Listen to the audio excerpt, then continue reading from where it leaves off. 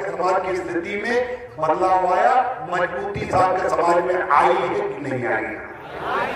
आई है, पक्का आई है, कुछ मजबूती बढ़ी। जो आपके इर्द गिर्द में मजबूत जातियां रहती हैं, ताकतवर जातियां रहती हैं, ठाकुर है, ब्राह्मण है, यादव, उनके आपके देखने जैसे पहले वो देखते थे और अब नजरिया उनका बदला है कि नहीं बदला? आपके प्रति उनका व्यवहार अच्छा हुआ कि नहीं हुआ?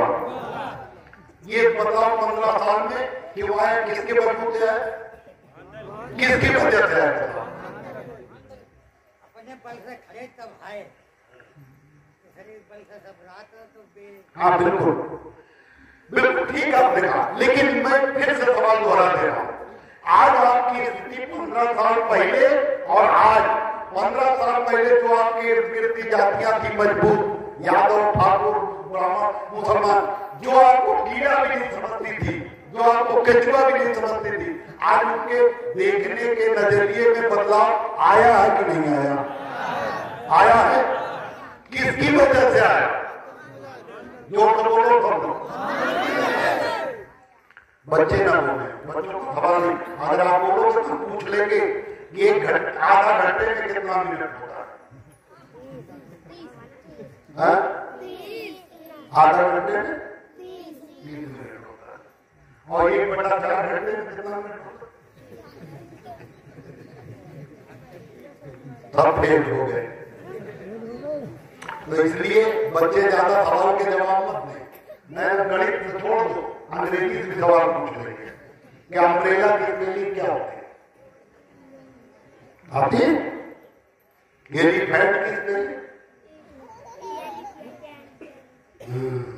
एक को तो आती, अलजेब्रा की स्पेलिंग नहीं आती, किसी को नहीं आती।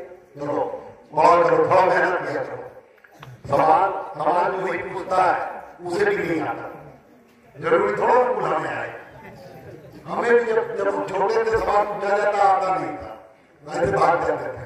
और अगर बोलोगे तो सवाल पूछूंगा। कुल मिलाकर अगर महान की वजह से बदलाव आया आप कह रहे हैं, तो क्या ये अपने मन से कह रहे हैं या आपको किसी ने बताया? सब लोग बोलो, किसके मन से कह रहे हैं? ऐसा तो नहीं रात में शिव कुमार जी कर आए हो और परानी हो, ये सवाल पूछेंगे सर जी जवाब दे देना। गलत तो अपने मन से जवाब दे रहे हैं ना। क्यों? जो 15 साल में बदलाव आया वो क्यों? बाबू सिंह कुशवाहा जी की वजह से, या क्यों स्वामी प्रसाद मौर्य जी की वजह से, या केशव प्रसाद मौर्य जो डिप्टी सीएम उत्तर प्रदेश के उप मुख्यमंत्री हैं, या उत्तर प्रदेश की योगी आदित्यनाथ के बाद सबसे बड़ी कुर्सी पे बैठने वाले केशव प्रसाद मौर्य के वजह से क्यों बदलाव नहीं आया? बोलो। हाँ, वो तो पार्टी से क्या मतलब होता? बाबू सिंह कुशवाहा तो अपनी पार्टी बनाए थे, फिर भी उनका नाम आप नहीं लिया। इसलिए बदलाव आया। जो दमन कौमें, जो मजबूत जातियां, जो दमन के जातियां आज से 15 साल पहले साक्य सैनिक कुशवाहा मौर्य समाज के ऊपर थप्पड़ जमाने में नहीं डरती थी, जो साक्य समाज का खेत कब्जा करने में, दुकान कब्जा करने में जो मजबूत जातियां नहीं डरती थी, जो हमारी बहन बेटियों को हाथ पकड़ने में जो दमन जातियां नहीं डरती थी, अपनी सरकार के दौरान, सपा सरकार के दौरान यादव, और बसपा सरकार के दौरान यादव, और भाजपा सरकार के दौरान ठाकुर ब्राह्मण बनिया हमारे साथ अन्याय करने से इसलिए नहीं डरते थे कि आपके तरफ से बोलने वाला कोई नहीं था। जो लोग आपके वोट से जीत के आते थे वो उनके एजेंट हैं, उनके गुलाम हैं।